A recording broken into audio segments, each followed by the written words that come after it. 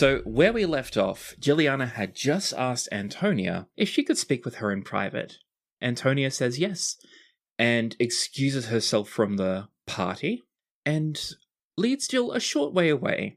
A guard follows, but at a distance. I think while they're leaving, Juliana, glances over her shoulder at Max. Max shakes his head slightly and his eyes widen.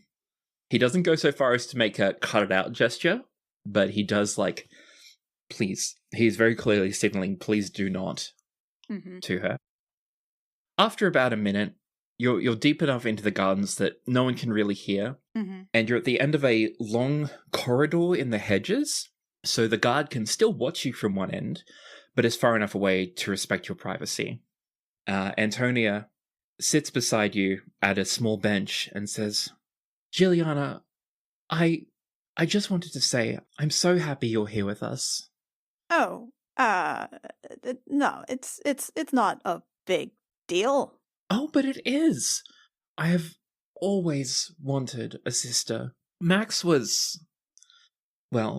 and none of the other girls in court ever saw me as anything other than a princess. And yeah, it actually surprises me that you don't have a retinue. Oh, I go out of my way to not have one. Really? If my mother had her way, people would follow me everywhere, but she kind of looks around conspiratorially and leans in. I make myself wholly unfollowable. What? How? Just go to all the places where the fancy girls in court don't want to be seen. Like where? Oh, you know. I don't. Fight pits. What? Climbing through trees. Walking through alleys. All sorts of things. What? Seriously? You go to fight pits? Oh, I just wear a cloak of disguise and no one will ever know it's me. Huh. Okay. I can go just about anywhere I want, and if I walk around the corner, pull the hood up, and suddenly I am a different Verdoni girl, no one will think twice. So you really got this whole sneaking out of the castle thing down pat, huh? She looks at you with a sudden expression of heart-wrenching innocence and says, Nonsense, dear sister. I would never do anything so uncouth and unseemly. Jill blinks and then... Oh. No, you're right. Of course you wouldn't. Of course not. That would be unladylike. Right, and we can't have that. And she'll tap the side of her nose. Antonia covers her mouth in a small giggle and then says, Really, there's all this unladylikeness, but I've still wanted a sister, and to know that I can have one now it means everything to me. I'm so excited to get to know you. And she looks away a little embarrassed. I mean, that's cool. I mean, you seem like a cool kid, a little younger than my siblings. Oh, you have siblings of your own? Oh, yeah, I'm kind of the middle one, sort of. Oh my goodness. You must tell me all about them. Okay. There's the my oldest brother. That's from my dad's first marriage. Then there's the my older sister. She's adopted. Then there was me. I guess technically my mom's first pregnancy. And then there's the twins. They're they're 18 now. Oh, I keep forgetting that. Oh, they're so old. Was your father widowed? Yeah, but I mean, that's normal. That just kind of happens. She nods solemnly and says, Well, I am terribly sorry, and I am glad that your father and mother found each other in their times of need. I guess. I don't know. I don't actually know how they got together, so that's, I don't. Is it not common where you are from to know your parents? Know them well, I mean. I mean, it's common, but not for me. I grew up in a convent since I was 6, so. Merely 6? Goodness me. Yeah, you start manifesting magic really, really, really early, and then you're poor, and convents have people who actually know how to use magic, so. but it's fine. She looks up at you, and this little tipsy teenager, bless her heart, has a tear in the corner of her eye and says, Oh no, don't do that. "That is such a sad story. It's not. I hope that..." It's not sad. It's fine. It's just me. Please, don't be cry. She doesn't cry a lot. She stills herself and says, "I am happy that your search for family Why are you doing this? has led to me." Oh no. Boy. Oh gosh. Yeah, sure. Oof. Okay. Wow. I was really gonna try to lead into this with some small talk. There is something that we should probably talk about. Getting to know you has just been such a wonderful time. I mean, We've it barely got to really know means each a other. lot that you're willing to get to know me. And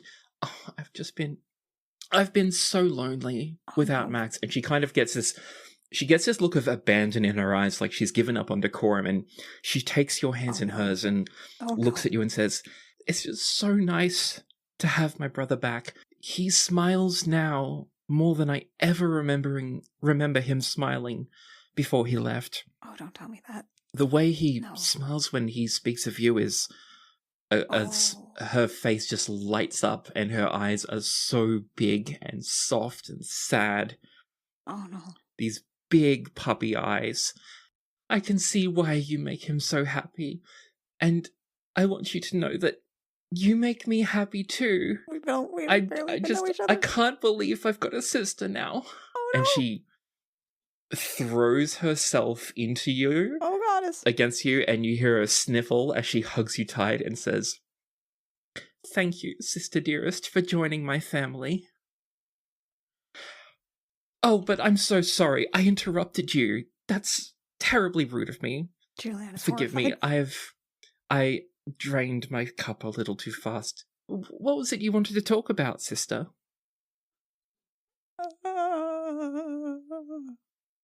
Cut to Jill returning back to the party. Tell me how she looks. Haggard. Juliana walks back. Is Antonia just like hung on her arm? Antonia is hung on her arm. She would be skipping if she wasn't, walking with someone else.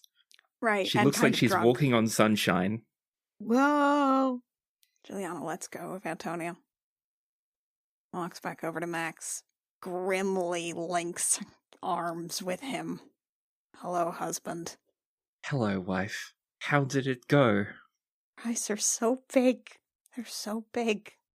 She cried a little because she was so sympathetic and oh boy.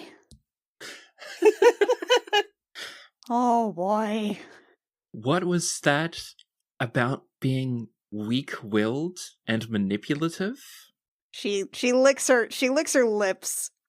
I think I owe you a drink. He nods and says, "It's okay. I owe you one too. We're square." Okay. How is she so cute? At this point, Antonia has seemingly skipped off to somewhere else, and you see her guard kind of following at a distance and trying to keep up. And Max says, "I have no idea. My parents, bless them, are rigid as they come. I don't know where she gets this from." She didn't get it from you. He glares at her, but then laughs. When? Artie? Hmm? I'm hosed. Your host? Yeah. Guys, if anyone asks you, the prince and I are madly in love. I mean, you are, so that's easy to see. Thumbs up. Yeah, that's true. No, that's really...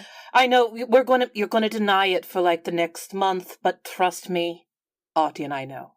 Okay, well, that's not true, but I'm glad that you're already bought into it. Thanks. You're welcome.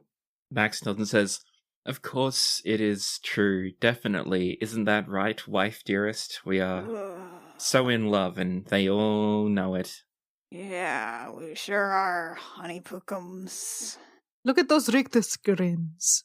Artie, do you remember back when I said, guess what, Max is going to be some sort of secret prince or something? And then he was. Yeah, we all called it. Yeah, we all called it. I'm just saying, me and you, we're going to call it again.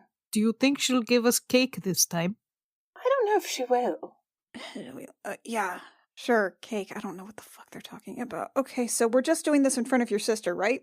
Yes. We don't need to do it in front of anyone else, you know? Right. She can believe what she likes.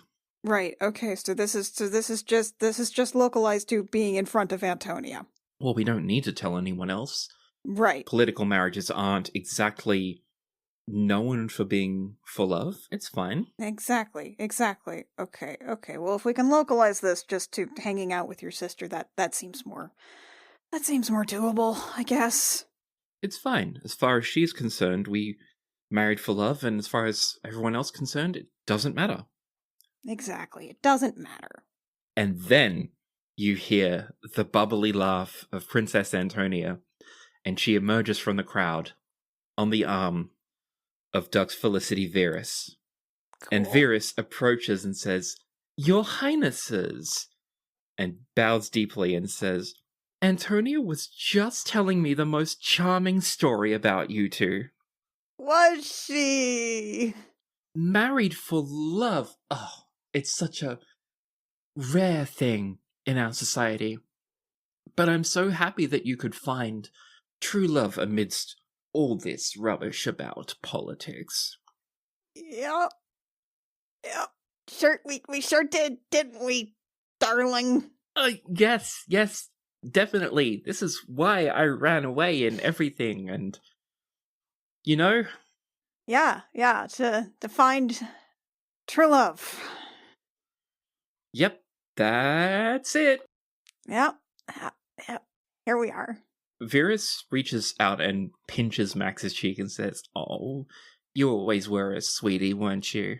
Yep, that's what I tell them. There is a sound from across the room of a bell ringing, like a high tinkly bell, and Verus's head perks up and says, "Ooh, they're starting the dancing soon. I'm so sorry for being short with you, but please excuse me. There is a young man whom I want to dance with." Go get him, Tiger. She winks at you, bows again, and flounces off with Antonia, who the whole time has just been basically looking back and forth between you two, between Max and Jill and Verus this whole time through the conversation, just with a huge grin on her face. Fuck.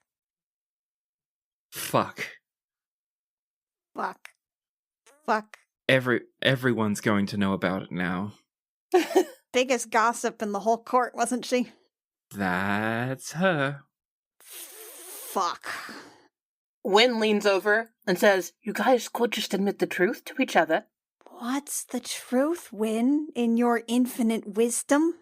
The fact that Max knew he couldn't rely on anybody but you, that he goes out of his way, that he smiles happily whenever he sees you, and that you have been a little bit obsessively thinking about him for ages. Max leans over to Jill and whispers, "It's okay. Wynn is convinced. We can't ever convince her otherwise." Ah, you're right. We've just got to let her believe it. Sorry, Wynn. I can't. It's clear there's nothing I can say to change your mind, so he shrugs. Maybe if you both actually didn't like each other, then that would change my mind, but not much I can do about that one. Yeah, none of that is accurate. They are thanks. deep in the abyss of denial. They're so deep in the abyss. I don't know what the hell any of your problems are. I'm just, oh, fuck me. Gotta tell the whole fucking court now.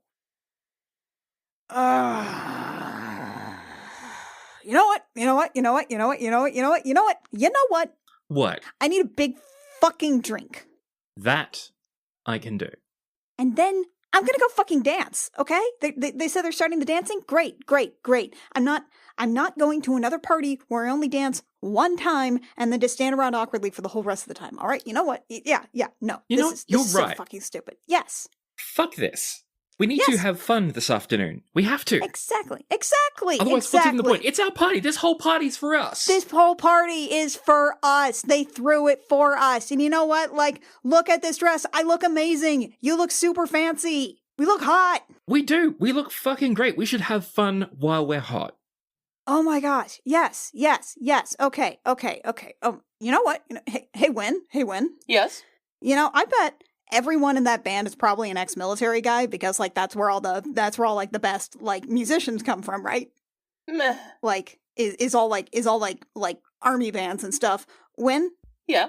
You think you could get them to play some actual like fun music? Like poor people music? I could probably do that. Wynn kind of slips off that way, going towards the band then. And she sidles up next to them. Are there any instruments that she would normally play? Like, is there a violin or even some sort of wind, like a harmonica-ish thing? Because I could imagine she could do flute or something similar. More or less, you see a few stringed instruments, a few woodwinds, and some drums. All in all, this looks like, to you, basically like a bunch of old soldiers who are adjusting their playstyle to suit nobles, but could easily play some bawdy rollicking tavern bullshit on command, if asked. Wynn leans in and says, His and Her Highness would like something a little bit more lively. Do you guys happen to know when she says some sort of space body song that she's picked up while they've been traveling? Yeah, we've been in enough bars that we probably, like, across Wild Space, we probably picked up a couple of, like, consistent tunes, right? Yeah. Yeah, all right. So this is a blues riff in B. Watch for the changes and try to keep up. Wynn gives a thumbs up. Sorry. What I'm saying is, yes, they easily keep up with you. They know the names of a few things, and when you hum some of the things they don't know, they're like, oh, I know that, with different words, but it's the same song. Sweet. Wynn says, may I join you? One of them says, yeah, I was just going to go on break anyway, and hands over his viol to you. Wynn takes it then, settles in, and then kind of nods to the others, and then says on 3, 1, 2, 3, and then starts playing. Fantastic. Give me a performance check, please. 33. Oh! That is a natural 20 for a 33. Holy shit! That is the highest possible roll without magic bonuses. You are the best musician! You make this fucking party! When, for the next hour, not only do you play very well, but you play in such a way that you can adapt really, really quickly to leading this group of musicians. Yes. Whenever there is any doubt, you play a little fill to give them a second. You know how to lead into things the right way. You keep up with the kinds of key changes and... Yeah, she'll quietly announce, like, certain key changes so that they understand and can swap. Yes, so today, not only are you an excellent musician, you are simultaneously an excellent conductor. Hell yeah. You're the fucking band leader. Dude, I'm throwing the horns in the air. From over at your pavilion where Wynn and Max are moping and... What is Arturos doing? Wait, Wynn and Max aren't moping. Wynn and Max, sorry. Jill and Max are moping and Arturos is presumably with them, unless he's gone jewel hunting. You hear a very familiar tune strike up, one that you have heard in taverns and on ships many, many times. Hell yes. Okay, hey, boys, both of you guys know these dances, right? Damn right. Pretty sure, yeah. Okay, great. I was drunk at the time. Alrighty, she holds out her hand. You come with me. Uh-huh. You, Wolf Boy, you go grab somebody else. We're gonna get some people pulled into this. Yeah. Max goes, Andy, Antonia, come on, and heads off into the crowd. Within 5 minutes or so, Juliana, Arturos, Max, and Antonia are all on the floor dancing with some confused but tipsy and game nobles trying their hand at it as well, or their feet, so to speak. I assume there's a part of the dance that's a partner change. So I think for the first couple of rounds, whenever a partner change comes up, Jill's going to just grab one of the other people in the crowd and just sort of pull them in. Definitely. It gets chaotic, but eventually people start to get into the swing of it, because these are folk dances, these are not complicated. And before you know it, this is bearing an uncanny resemblance to the street dancing scene in Tangled. Hell yeah. People are laughing and smiling and a bit tipsy, but they are making this work and they are having a great time, even if they don't know the steps yet. How's like Max and Antonia dance? How's that going? Because that sounds really cute. I think Max is openly laughing, like he is having a blast. And Antonia, her face is just in an even broader smile than the one you saw when she was telling you how much she appreciated you. These two siblings are having the times of their lives. Maybe it's the alcohol, maybe it's the family, you're not entirely sure, but they're having a blast. Excellent. At one point, Arturos, I think each of you will definitely find each other in your, as a partner along the way. Mm-hmm. I like the idea of this being a kind of dance where sometimes you'll find yourself on one side of the partnership and sometimes you'll find yourself on the other.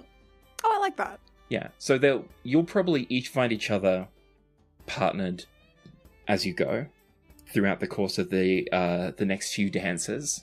Between each one, there's a minute or so to give people a chance to have a quick drink. The servants will run up, offer refreshments, back off, and then the next dance strikes up, and off you go again. And in this way, you comfortably pass a couple of hours in the afternoon. And with a roll of 33, you can definitely pick up on when the crowd is starting to tire, and then you'll play a slow number. Yes. If Wynn wants to sit in for a few dances, I think it would be fun to change in and out with her too. By all Wynn means. is actually fun. She will hop up on a chair and kind of do the folk dances there. She seems to be having the time of her hell life yeah. just there. Oh, do you want to call out a couple they're not exactly square dances, but the kind of dances where there is someone calling the moves. Yeah, she does it, and whenever she does, she'll play the viol in between hardcore like a fiddle, since it's basically a fiddle. Mm-hmm. Yeah, you can take the role of a dance caller partway through it. Hell yes. That's very good, very good. And so, as such, your afternoon is a fantastic one. And I'm going to say that everyone who does not have inspiration gets it. Hell Shit, yeah. As the evening starts to come across, the sky, which I can't believe I forgot to say this. You all basically forgot that you were indoors because the sky was blue during the day. Oh, I didn't realize it had a day-night cycle. Yeah, and you saw simulacrum of clouds floating overhead. Was that big moon still there during the day? No, it is not. It is replaced by a ball of light which you can look at, but which is meant to emulate the sun. And as the sun starts to set, the sky starts to turn pink. The dance kind of winds down as everyone prepares for dinner. And Max says, he pulls the three of you aside and says, "We could stay for dinner, but I have a special dinner prepared for you all back at your lodgings. And I was wondering if you would like to go there instead." Sure. I do love the idea of leaving a party early. Irish goodbye. I don't know what that means in character. Never mind. Elvish goodbye, says Wynn. No, wait. The Elvish, I'm Elvish like, dwarven goodbye. Halfling goodbye. Halfling goodbye. Oh my god. You make your way out of the party. You're all tired but in excellent spirits. I do think Jill will probably ask Wynn to help her, get her hair down, out of the little braids and stuff, and just sort of, either with magic or with, the wand or something to help her put it in, just kind of the twists that she had before the party. Wynn helps with that, kind of pulling everything through. Oh, that's so much better. Thank you. What, you know what? What do you like the shorter style? I think I actually kind of like it. I kind of like it too. Yeah? Yeah. Because, your mullet looks incredible. Thank you. I love it. Mm-hmm. Oh, and she will nudge Max, hey. Hey, what's up? Compliment my hair, dickhead. He looks at her and says, "Actually, give me 1 second. I'm going to make him do a roll for something." Oh, please do. How well do you think this husband training is going to go? Not well. I've had this hair for several days. I have had a haircut for several days at this point, and he has said nothing about it. So I'm going to get him to first figure out if he has perceived it. So he rolled a 4 on his wisdom check to see if he's caught on about the hair. He has a -1. Amazing. Now let's see if he can bluff his way into sounding convincing. Oh, well, there we go. He can bluff his way into sounding convincing with a 22. So I think Max turns, looks at your hair gel, and to his credit, he looks a little bit gobsmacked, like, holy shit. You know, you're so right. Your hair looks so beautiful. I want to do an insight check to see if I can tell he's lying. Like, if she perceives that little second of, oh shit. Oh, that's a 27 insight. Oh my god. Yeah, because he has a +2 to charisma, but he did roll a nat 20. Mm-hmm. Whereas Jill rolled an 18 + 9 because she's fucking built different. Yeah, and you don't count 20s outside of combat. I do not. No, that is not my way. He turns to you and he looks genuinely gobsmacked and says, holy shit, your hair looks amazing. I can't believe I didn't say anything sooner. You catch on with a 27 insight that he is only really noticing it for the first time. However, it was because his mind was elsewhere with such things as validation and coronation shit, and he sincerely does mean what he's saying. He just didn't pay any attention until now. This was after the coronation. The court yeah, this scene? was after the court scene. This was during the 2-day spa thing. Indeed. Yeah. I'm not saying that he shouldn't have been dwelling on it so long, but I am saying that this is what you are interpreting from him at this point. Yeah, I'm sure you've been busy lately, but I also had a whole lot more hair before a couple of days ago. He kind of looks you up and down as if trying to envision where the hair went to and says, it is shorter now that you mention it. It was in a huge braid on top of my head. I didn't realize you cut so much of it off. Jillian is going to look over at Artie just aghast, like, this guy. Artie is just shaking his head. This is why you can't trust men who can't change. Oh my god. Okay, so you get your hair sorted, you get done up, and you get yourselves into a carriage outside. And as you step out of the palace, you spend about 10 minutes walking between these gardens and the outdoors. And the first thing that hits you when you step outside is how much it smells like smoke. You have gone from lovely, clean palace air to smog. And it's like the horizon is hazy, like you're in a video game with the render distance turned down because of the smog across this broad, flat plain that surrounds the palace. Ooh. But you are indeed helped into a fairly decent carriage. It's not super fancy, but it is comfortable. And you are driven towards your quarters. But you don't actually come back to the quarters you were at. You remember that when you went to the party, you were staying at a set of quarters near the High Council, just to the northwest of the palace. When you leave this time, Max speaks to the driver, who heads south again onto the grass, so away from the way you came earlier. So we're now going to the east of the palace? You are now going to the east of the palace, yes. Max explains as we go. So the quarters where you were staying were the council guest quarters, but because you are now members of House Verdoni, you will be, in fact, staying in Verdoni Wedge. Verdoni Wedge, okay. Oh, that's the same wedge the hospital is on, right? It is. Okay. Well, that'll make it a little faster. Indeed. We're not going too far inwards. We're just going into the third cell. I would have put you in the first cell, but honestly, you're too far from anything in the city. At least in the third cell, there is proximity to such things as the shipyards and such like. Oh yeah, yeah. And I assume there's like a map that we the characters can look at. Indeed. Oh, I think this isn't super far from the purples from that warehouse, right? Indeed, you're 2 wedges up and 1 over. Sorry, 2 cells up and 1 over. Mm. So anyone who has dug through the old Under the Dark Fist book and is looking at the map of the Imperial City, subscribe to our Patreon and you can see an image there on the behind the scenes stuff. indeed you can. It'll be all up by the time this airs. So the drive does go for about an hour, but it's not too bad. Most of it is spent surrounded by greenery. It's very flat. There are only trees and wooden buildings. You move away from the green zone and start passing through populated areas. And eventually you come to a very nice neighborhood, and you pull up at a small stone manor.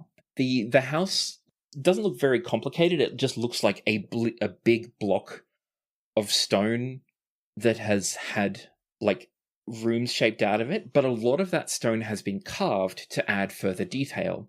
So you have balconies with nice stone fences, and around the windows, designs have been carved, and glass has been installed in the windows. So this is quite a nice place.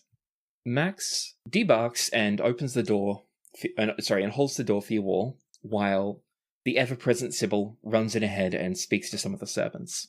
The house isn't too bad. It's in a small grassy yard, suggesting that soil was placed or transmuted here later on after the house was built.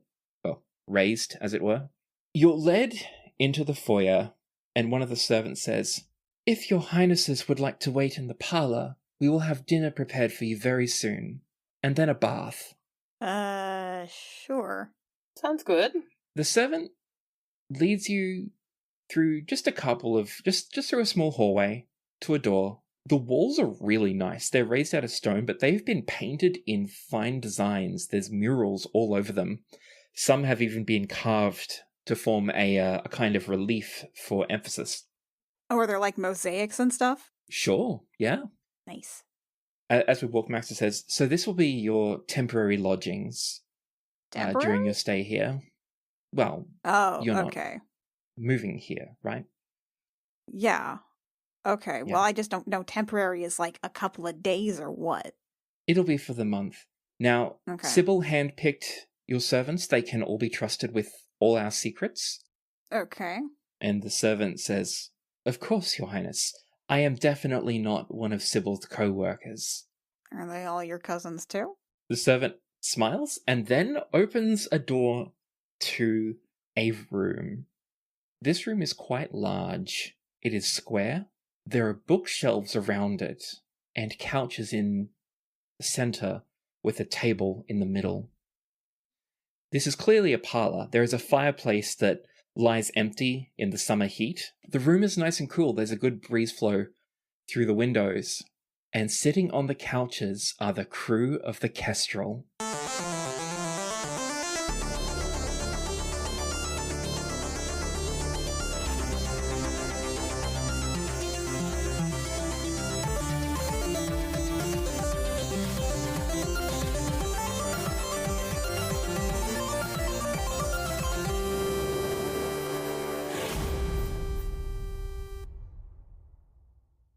Jemjammer is performed by Annie Creighton, Anna Emmeline, Rio Rios, and Mackenzie Weaver, and is edited by Jake Mason. Our cover art is by Canary Witch, who can be found at canarywitch.carrd.co, and our character design is by Rio Rios, who can be found at rios.com.